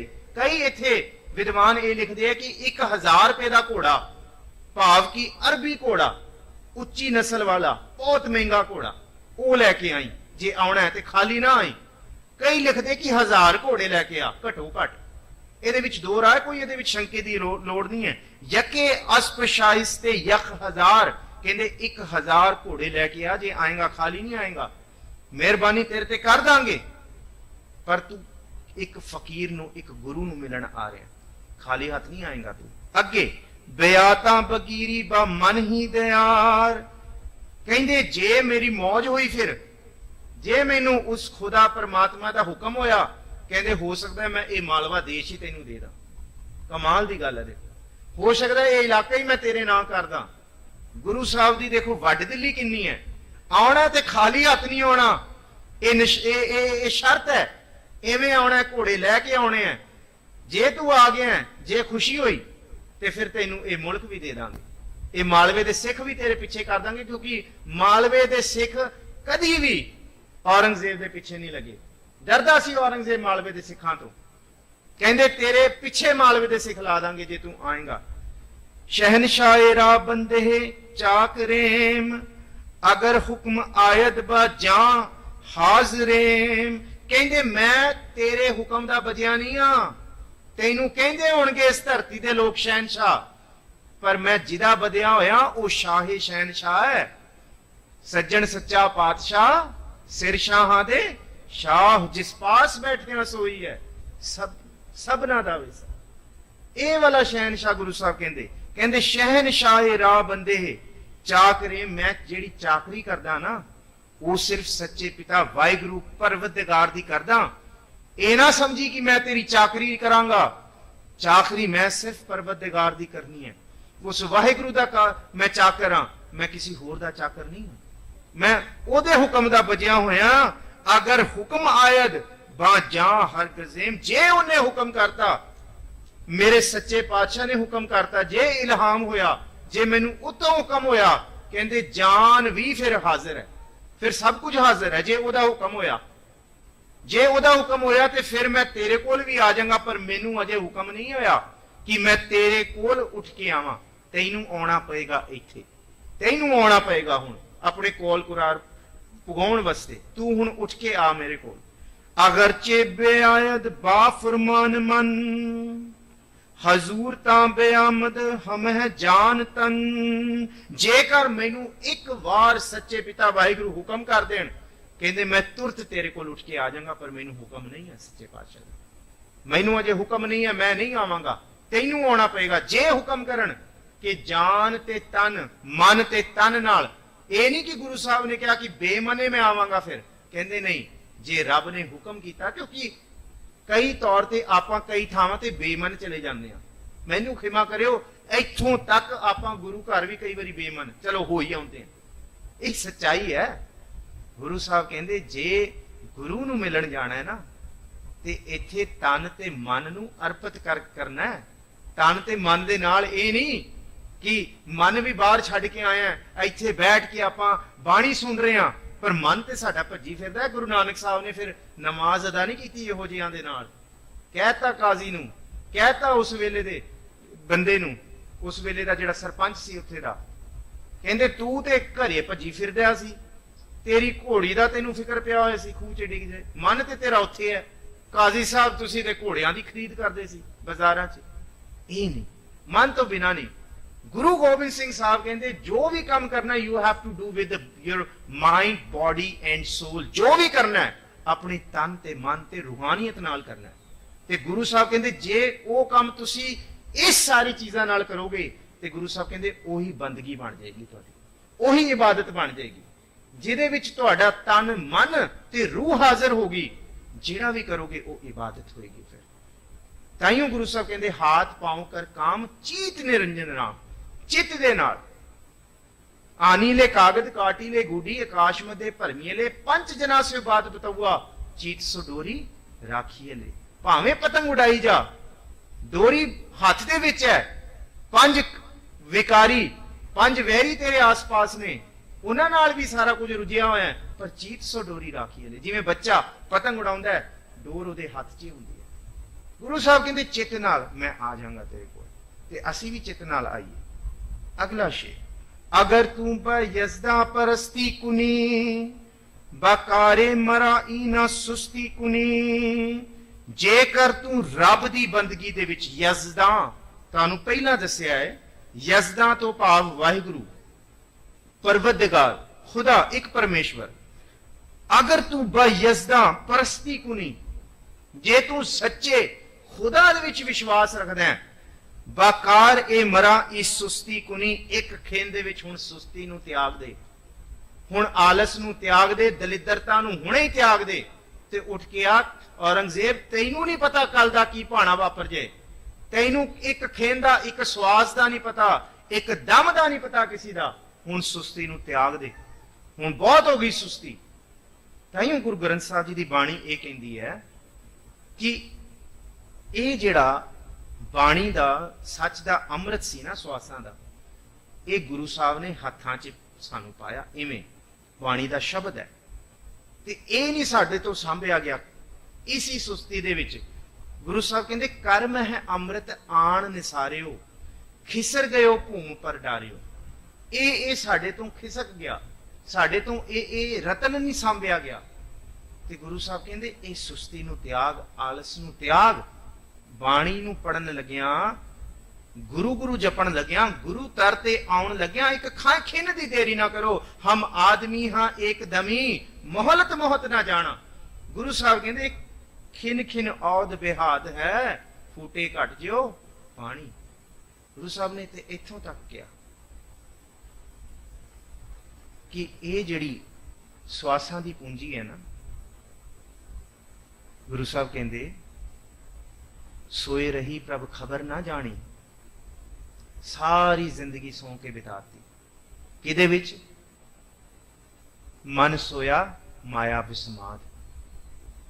ਤੇ ਸ਼ਰਵਣ ਵੀ ਸੁੱਤੇ ਰਹੇ, ਜਿਹਵਾ ਵੀ ਸੁੱਤੀ ਰਹੀ, ਮਨ ਵੀ ਸੁੱਤਾ ਰਿਹਾ। ਗੁਰੂ ਸਾਹਿਬ ਕਹਿੰਦੇ ਸੋਏ ਰਹੀ ਪ੍ਰਭ ਖਬਰ ਨਾ ਜਾਣੀ। ਤੇ ਫਿਰ ਜਦ ਅੰਤ ਨੇੜੇ ਆਇਆ, ਭੌਰ ਪਿਆ, ਫਿਰ ਕਹਿੰਦੇ ਬਹੁਰ ਪਛਤਾਨੀ, ਫਿਰ ਪਛਤਾਵਾ ਰਹਿ ਗਿਆ। ਪ੍ਰਹ ਪ੍ਰੇਮ ਸਹਿਜ ਮਨ ਆਨੰਦ ਤਰੂਰੀ, ਪ੍ਰਭ ਬਿਲ ਮਿਲਵੇ ਕੀ ਆਲਸਾ, ਤਾਤੇ ਆਲਸ ਕਹਾ ਕਰੋਰੀ। ਇਹ ਪ੍ਰਭੂ ਮਿਲਣ ਦਾ ਸਮਾਂ ਹੈ, ਭਈ ਪ੍ਰਾਪਤ ਮਾਨੁਕ ਦੇਹੁਰੀਆ ਹੈ। ਗੁਰੂ ਸਾਹਿਬ ਕਹਿੰਦੇ ਕੌਣ ਕਹਿੰਦਾ ਤੈਨੂੰ ਸਾਰਾ ਦਿਨ ਜਪ, ਕੌਣ ਕਹਿੰਦਾ ਕਿ ਸਭ ਕੁਝ ਛੱਡ ਕੇ ਜਪ। ਜੇ ਇੰਨਾ ਵੀ ਜਪ ਲੇਗਾ ਨਾ, ਇੱਕ ਘੜੀ ਆਦੀ ਹੂੰ ਫੁਨ ਆ 6 ਮਿੰਟ ਬਣਦੇ ਆ, 6 ਮਿੰਟ। ਜੇ ਪ੍ਰੈਕਟੀਕਲੀ ਦੇਖਿਆ ਜਾਏ, we are the modern beings, so called modern westernized societies being, ਸਭ ਤੋਂ ਜ਼ਿਆਦਾ ਆਪਾਂ ethical beings ਆਪਣੇ ਆਪ ਨੂੰ ਕਹਿੰਦੇ ਆ। so called, ਸਾਡੇ ਕੋਲ ਟਾਈਮ ਨਹੀਂ ਹੈ, we don't have time, ਸਾਡੇ ਕੋਲ ਟਾਈਮ ਨਹੀਂ ਹੈ, ਕਿਸੇ ਵੀ ਟਾਈਮ ਨਹੀਂ ਹੈ, ਭੱਜ ਰਹੇ ਆ, ਦੌੜ ਰਹੇ ਆ। ਗੁਰੂ ਸਾਹਿਬ ਕਹਿੰਦੇ ਝੰਜੋੜਾ ਆਉਂਦਾ ਹੈ, ਜਦ ਭੌਰ ਆਉਂਦੀ ਹੈ, ਸਵੇਰ ਆਉਂਦੀ ਹੈ, ਕਹਿੰਦੇ ਇੰਨਾ ਜ਼ਿਕਰ ਕਰ, ਮਮ ਚੂ ਮੂਏ ਇਜ਼ਰਾਇਲ ਗਿਰਫਤ ਹੈ, ਤੇਰੇ ਵਾਲ ਹਰ ਵੇਲੇ ਮੌਤ ਦੇ ਫਰਿਸ਼ਤੇ ਨੇ ਫੜੇ ਹੋਏ ਨੇ, ਇਹ ਪਤਾ ਹੀ ਨਹੀਂ ਲੱਗਣਾ। ਕਾਲ ਤੇ ਤੇਰੇ ਸਿਰ ਤੇ ਮੰਡਰਾ ਹੀ ਰਿਹਾ, ਸਾਡੇ ਸਾਰਿਆਂ ਦੇ ਸਿਰ ਤੇ ਕਾਲ ਮੰਡਿਆ ਰਿਹਾ। ਮਮ ਚੂ ਮੂਏ ਇਜ਼ਰਾਇਲ ਗਿਰਫਤ ਹੈ, ਕਹਿੰਦੇ ਕਦੀ ਨਹੀਂ ਪਤਾ, ਕਹਿੰਦੇ ਕਿਹੜੇ ਖਿੰਚੇ ਉਹ ਕਾਲ ਹਾਵੀ ਹੋ ਜਾਏ ਸਿਰ ਤੇ, ਕਹਿੰਦੇ ਕਿਸੇ ਦਾ ਕੋਈ ਹੈ ਹੀ ਨਹੀਂ ਭਰੋਸਾ। ਕਹਿੰਦੇ ਕਾਲ ਨੇ, ਮੌਤ ਦੇ ਫਰਿਸ਼ਤੇ ਨੇ ਵਾਲ ਫੜੇ ਹੋਏ ਆ, ਦਿਲ ਹੇਚ ਨਾ ਦਾਨੀ, ਕਹਿੰਦੇ ਦਿਲ 'ਚ ਤੈਨੂੰ ਖਬਰ ਨਹੀਂ ਹੈ। ਕਹਿੰਦੇ ਇਹ ਨਹੀਂ, ਰੱਬ ਮਿਲਵੇ ਕੀ ਆਲਸਾ, ਤਾਤੇ ਆਲਸ ਕਹਾ ਕਰੋਰੀ। ਕਰ ਮੈਂ ਅੰਮ੍ਰਿਤ ਆਣ ਨਿਸਾਰਿਓ, ਖਿਸਰ ਗਿਓ ਭੂਮ ਪਰ ਡਾਰਿਓ। ਸਾਧ ਮੋਹ ਲਾਗੀ ਅਹੰਕਾਰੇ, ਦੋਸ਼ ਨਹੀਂ ਪ੍ਰਭ ਕਰਨਾ ਆਰੇ। ਅਹੰਕਾਰ ਦੇ ਵਿੱਚ ਅਸੀਂ ਰੱਜੇ ਹੋਏ ਆ, ਅਹੰਕਾਰ ਦੇ ਵਿੱਚ ਅਸੀਂ ਰੰਗੀਚੇ ਹੋਏ ਆ, ਤੇ ਦੋਸ਼ ਆਪਾਂ ਪਰਮਾਤਮਾ ਨੂੰ ਦਿੰਦੇ ਆ, ਰੱਬ ਤੂੰ ਕੀ ਕਰਤਾ, ਇਹ ਕੀ ਕਰਤਾ। ਪਰਦਾ ਸਾਡੀ ਅੱਖਾਂ 'ਚ ਹਉਮੈ ਦਾ ਪਿਆ ਹੋਇਆ, ਸਾਨੂੰ ਕਿਸ ਤਰ੍ਹਾਂ ਗੁਰੂ ਦੇ ਸ਼ਬਦ ਦੇ, ਸੱਚ ਦਾ, ਉਹਨਾਂ ਦੀਆਂ ਬਰਕਤਾਂ ਦਾ ਦਿਖੇ। ਔਰੰਗਜ਼ੇਬ हुण सुस्ती नूं त्याग, आलस नूं त्याग। कल दी मौत दा नहीं पता कद तेरे सिर ते एक काल मंडरा जाए। इजराइल तेरे सिर ते बैठा है। कुरान दे विच 4 फरिश्तियां दा जिक्र है, मौत दा फरिश्ता इजराइल। गुरु साहब कहंदे हुण सुस्ती नूं त्याग ते रूबरू आके मिल।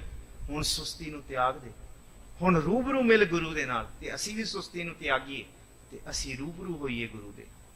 हों मन अर्पी, हों तन अर्पी, अर्पी सब देसा, हों सिर अर्पी तिस मीत प्यारे। हुण गुरु अगे अपना सब कुछ अर्प, सब कुछ। करवट भला ना करवट तेरी, ओदा करवट सानू नहीं बर्दाश्त, जे वो मुंह मोड़ ले साडा सिर वड़ता जाए वो असीं बर्दाश्त कर लांगे। लाग गले सुन बेनती मेरी, हों वारी मुख फेर प्यारे, करवट दे मोको काहे को मारे। अगे जिक्र करते हैं,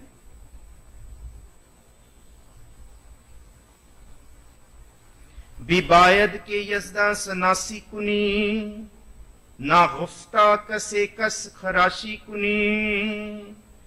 बेबायद ਇਹ ਕਿਹਾ ਜਾਂਦਾ ਕਿ ਤੂੰ ਰੱਬ ਨੂੰ ਜਾਣਦਾ ਹੈ। ਬੇਬਾਇਦ ਕਿ ਉਚਿਤ ਹੈ, ਚਾਹੀਦਾ ਕਿ ਅਸਲ ਦੇ ਵਿੱਚ ਸੱਚ ਇਹ ਹੈ, ਬੇਬਾਇਦ ਕੀ ਯਜ਼ਦਾ ਸਨਾਸ਼ੀ ਕੁਨੀ। ਕੌਣ ਕਹਿੰਦੇ ਤੂੰ ਰੱਬ ਨੂੰ ਜਾਣਦਾ ਹੈ? ਤੇਰੇ ਕਾਜ਼ੀ ਕਹਿੰਦੇ ਤੂੰ ਰੱਬ ਨੂੰ ਜਾਣਦਾ ਹੈ। ਗੁਰੂ ਸਾਹਿਬ ਕਹਿੰਦੇ ਮੈਂ ਨਹੀਂ ਮੰਨਦਾ ਕਿ ਤੂੰ ਰੱਬ ਨੂੰ ਜਾਣਦਾ। ਬੇਬਾਇਦ ਕੌਣ ਕਹਿੰਦਾ ਕਿ ਯਜ਼ਦਾ ਭਾਵ ਰੱਬ ਨਹੀਂ, ਰੱਬ ਨੂੰ ਸ਼ਨਾਸ਼ੀ ਕੁਨੀ ਤੂੰ ਜਾਣ ਲਿਆ। ਗੁਰੂ ਸਾਹਿਬ ਕਹਿੰਦੇ ਤੂੰ ਨਹੀਂ ਜਾਣਿਆ, भुलेखे चो बाहर आ जा। ना तू मुहम्मद साहब ते इतबार करदा है, ना तेरा कुरान दे उत्ते इतबार है, ना तेरियां पढ़ियां हुई नमाज़ां परवान ने। कौन कहंदा कि तू नमाज अदा करदा है? कहंदे बेबायत की यज़दा सुनाशी कुनी, ना गुफ्ता कसे कस खुरासी कुनी। कसे कस कहंदे है लाई लग। कहंदे तेरे मन दे विच, तेरे कन्नां दे विच लड़ाइयां भरियां जा रहीआं ने। जे तेरे दिल दे विच खुदा हुंदा ना ते फिर तेरे दिल विच सच होना सी, कुफर ना हुंदा, फिर झूठ ना हुंदा, फिर तू लखां लोकां नूं मरवांदा ना, लखां पुत्रां नूं तू उन्हां नूं अपने प्यो तो बाज ना कर दिंदा। इस धरती दीयां लखां औरतां नूं खसम तो बाज ना कर दिंदा। तू सारियां नूं तू मरवाता। ना कसे कस कि लाई लग पिछे लग के उन्हां दीयां गल्लां सुन के, बातां सुन के, अपने दीवाना दीयां, अपने बंदियां दियां, अपने काजियां दियां, मुल्लियां मसाणियां दियां, झूठियां दियां, फरेबियां दियां गल्लां दे विच आके तू लाई लग दे विच लग के ये सारा कुछ ना कराउंदा। फिर कहंदे जे तू बेबायद यज़दां एक खिन भी किथे रब नूं खुदा नूं ध्याया हुंदा, तैनूं सच दा पता लग जांदा, दुध ते दुध, पानी दा पानी पता लग जांदा जे ओनूं ध्याया हुंदा। ताइयों गुरु सवारियो आपां विचार करदे हां, विचार करन तो पहलां सानू ज्ञान की बहुत जरूरत है। सानू विचार तो पहला बंदगी की बहुत जरूरत है। विचार ताइयों हो सकते जे अंदर बंदगी होएगी। बंदगी तो बिना विचार की किया जाएगा? इत्थे खाली भांडा ते टणकदा रहेगा। जे भांडे दे विच कुछ होएगा, जे पहला बंदगी पेगी, इस भांडे च अमृत रस पेगा, तां नानक तरह तारे गुरसिख वाला सच होएगा। जे भांडा ही खाली है, जे अज आपां सो कॉल्ड प्रचारक जे आपां लफ्ज करिए, just to understand, please forgive me, मैनू माफ करियो, कि जे आपां अजकल दे प्रचारक निरे विचार बेस्ड हो जाइए, ज्ञान नू कमाउण वास्ते तुरिए ही ना, आपां ये भी खंडन करन लग जी कि वाहिगुरू की जपना, ये तोता रटन की करना, किथों फिर आपां ये गल करांगे? ये जिन्हों गुरु गोबिंद सिंह महाराज खुदा प्रस्ती कहंदे। जे अंदर ही ज्ञान नहीं होएगा, अंदर ही सहज नहीं होएगा, अंदर ही टिका नहीं होएगा, जे कहण कहाउण वाले प्रचारक रागी जे अपनी बंदगी नहीं करनगे ते वो किस तरह ये हलूणा लिया सकणगे सोसाइटी च? कल्ले विचारां दे नाल नहीं, विचारां नाल बंदगी भी बहुत जरूरी है। जिस वेले ध्यान लगेगा ना, ध्यान लगन तो बाद ज्ञान की अवस्था की प्राप्ति होंदी है।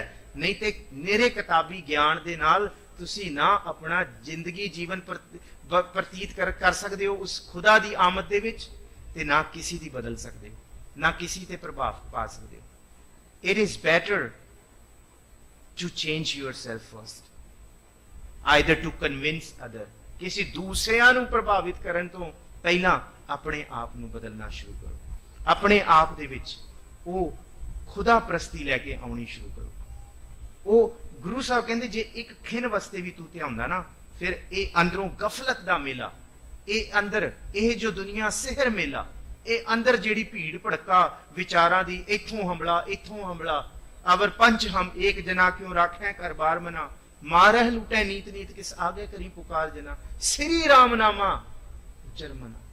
ਇਹ ਸਿਮਰਨਾ ਹੈ, ਇਹ ਧਿਆਉਣਾ ਹੈ, ਇਹ ਉਚਰਨਾ ਹੈ। ਆ ਗਿਆ ਜਮਦਲ ਬਿਖਮ ਘਨਾ, ਇਹ ਖੰਨਿਓ ਤੇ ਕੀ ਵਾਲੋਂ ਨਿੱਕੀ ਮਾਰਗ ਵਾਲਾ ਹੈ, ਇਸ ਮਾਰਗ ਤੇ ਜਾਣਾ।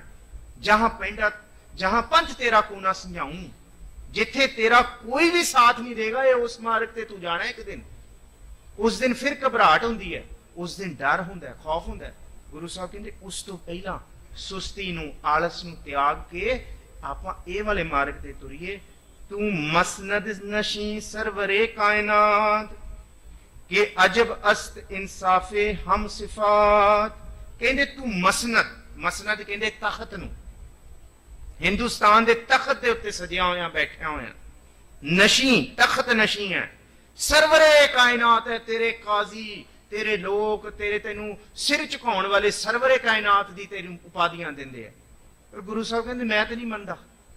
ਕਹਿੰਦੇ ਇਹ ਸਰਵਰੇ ਕਾਇਨਾਤ ਦਾ ਸੱਚ ਨਹੀਂ ਹੈ ਕਿ ਅਜਬ ਅਸਤ ਇਨਸਾਫ ਇਹ ਹਮ ਸਿਫਾਤ, ਕਿ ਤੇਰਾ ਜਿਹੜਾ ਇਨਸਾਫ ਹੈ ਉਹ ਅਜੀਬ ਹੋਏ ਤੇ ਤੇਰੇ ਮੂੰਹ ਦੀ ਗੱਲ ਅਜੀਬ ਹੋਏ, ਜਿਹਨੂੰ ਸਿਰ ਤੇ ਮੱਥੇ ਤੇ ਹੱਥ ਮਾਰਨ ਵਾਲੀ ਗੱਲ ਹੋਏ। ਇਹਨੂੰ ਇਹ ਕਿਹਾ ਗੁਰੂ ਸਾਹਿਬ ਨੇ ਕਿ ਅਜਬ ਅਸਤ।